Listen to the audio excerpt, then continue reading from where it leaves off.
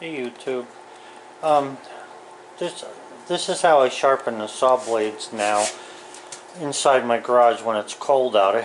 Like I said, I prefer to do it on the machine, but it's too cold to be out there trying to do this little work because you're hardly generating any heat for yourself. But anyway, I put these bicycle tires on here, and what I did was I mounted them to some some pre-drilled 2-inch box, I guess channel you could call it, with holes drilled in it, and then I mounted it to the wood with lag bolts.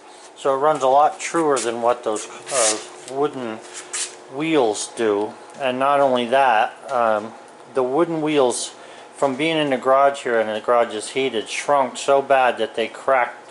One of them cracked literally in half. So putting the polyurethane on them didn't do a bit of good.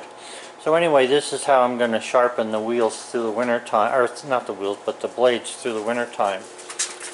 One of the other things that I wanted to say about these blades, man, I got to clean this place up, is I noticed the other day that one of the blades is in the box here was really a lot heavier than the other one. So what happened was the blades that came with the sawmill was 35 thousandths of an inch thick, and the other blades that I bought separately are 45 thousandths of an inch thick.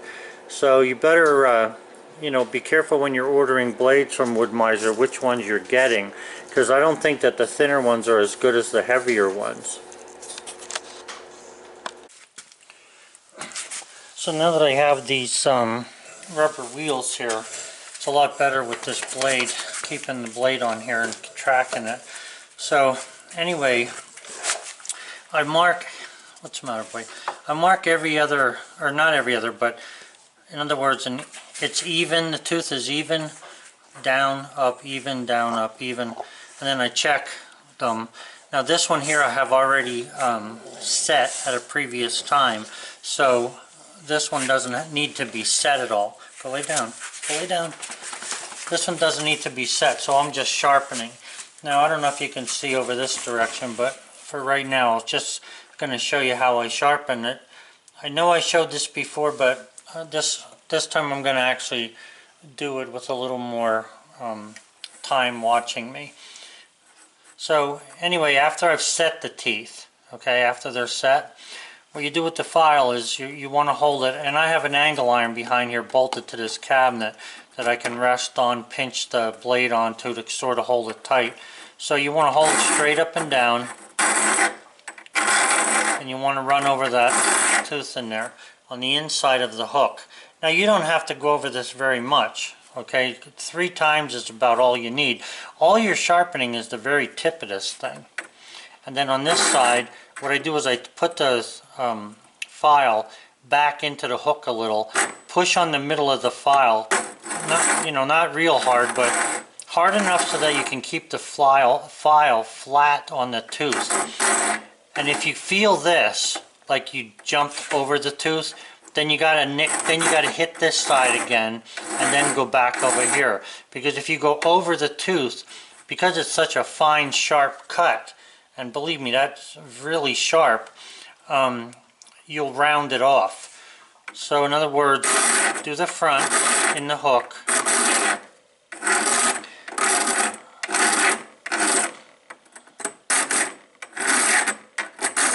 and you can see that there's no light.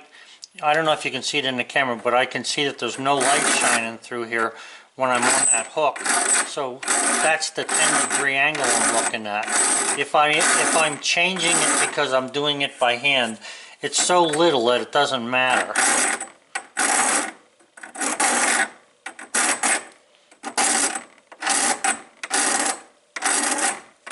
Sometimes I turn the file on a little bit of an angle, but I'm still keeping it flat enough.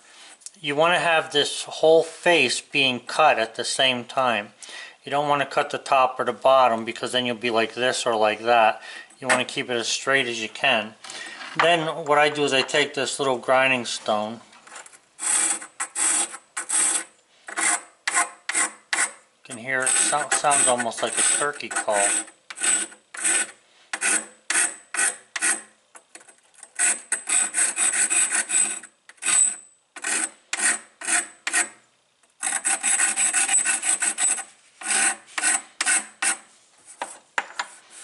And you can also, and you can use a file to do this. I'm just taking off the burr off the edge.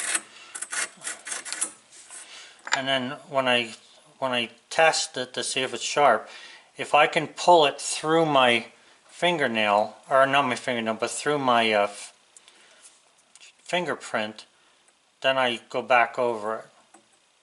Now you can see this one hasn't been done. This one was done, and I can't pull past it. So again, hold the file so that there's no light shining along the tooth. That's the 10 degrees you're looking for. If it's a 10-degree tooth. And it doesn't matter what the angle is, because if you hold it so you don't see any light, you are sharpening it at the same that it was. So you can see on there's a little bit of sawdust or sap built up there, probably sap. So I just start back in there, and by the time I curve around, I'm flat on this edge. And you can feel the file. Once you get a touch of it, you can literally feel when it's cutting and when it's not. And when it's not cutting, you're pretty much sharp.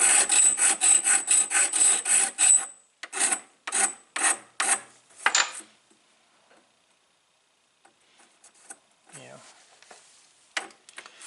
So hold the file so you can't see light through that 10-degree hook there. And then you want to hold the file as straight as you can so you're cutting the whole face. Now if you go too much on there, you're going to be changing the profile and everything, so you don't need to sharpen it very much. It takes very little to straighten that out.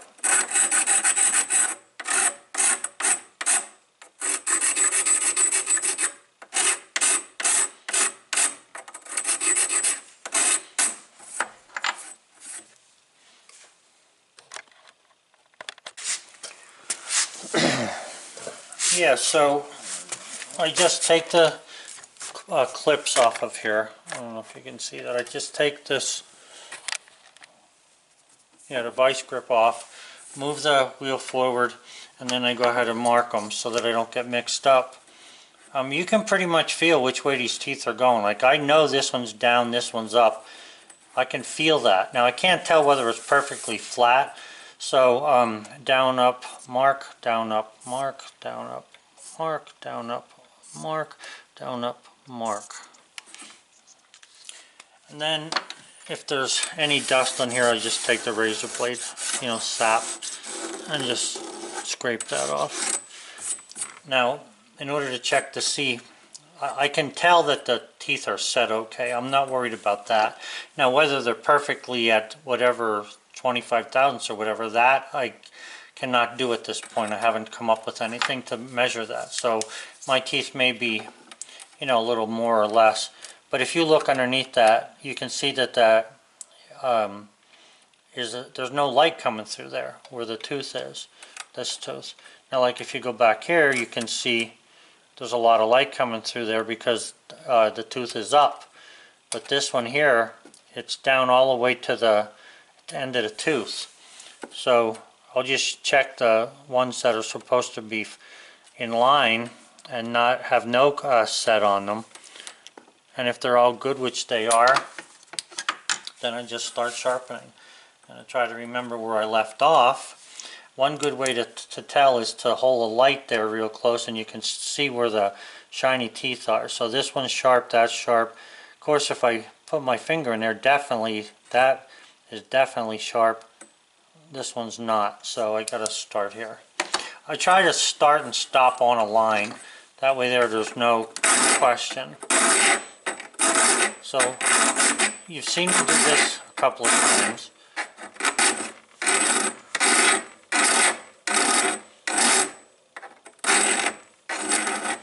Okay. And let me just show you the part where if you miss, if I go over, you See how I'm passing the tooth and then I'm hitting the gullet of the other tooth? You're rounding off this edge and you're dulling the tooth when you do that. So you must go back over this part to be able to get that sharp point in there. So it takes a little bit to get a feel for the file as far as not running over it, because you're only running halfway across the file there. Now I went over it that time. Okay, so yeah. So I'm just working between the lines there.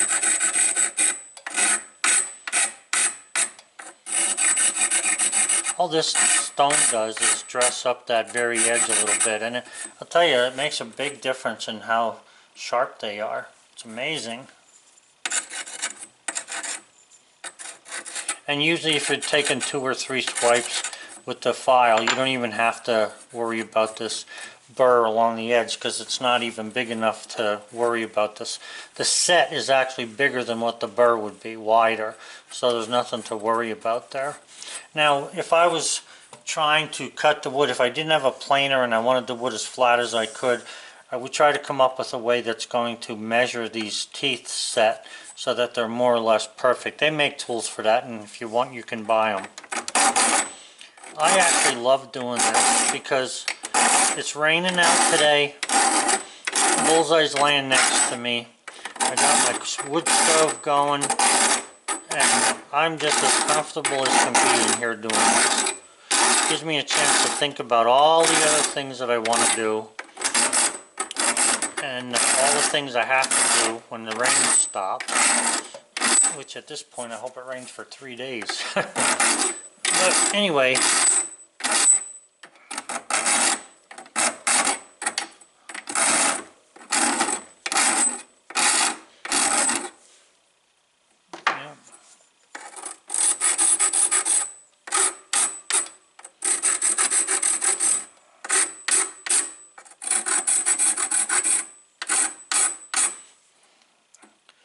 very sharp, nice and sharp.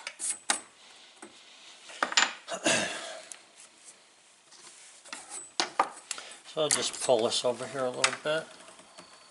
And it doesn't really have to go far. I could actually do it all the way over there, but yeah. And again, you can see, like, I don't know if the camera's picking up, but this is shiny here. This one's not shiny. So you can tell. I mean, you can tell by feel. But you like, you know, I can't pull past that, but this one I can pull past it. And you can tell by feel, you can tell by looking at it. So there's a number of ways to check yourself to make sure you're doing a good job with this. Remember, you don't want to see any light or any dark lines or anything. Like if I was on an angle like that, you're seeing a dark line in there. When, like at this, there's no lines. There's only the outline of the tooth.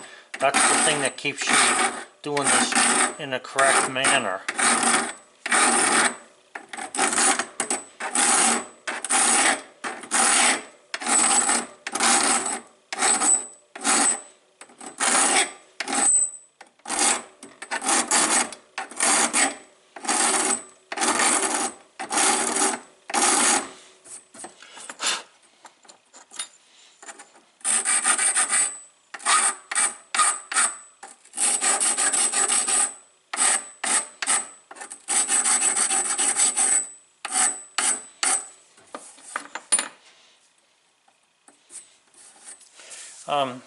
I'll just show you something here. I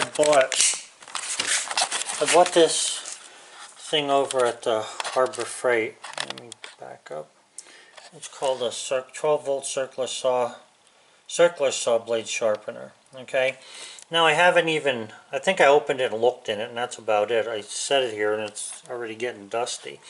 But I was thinking about some way of making an attachment so that I could take that tool and put it onto the sawmill somehow. Are you alright, boy?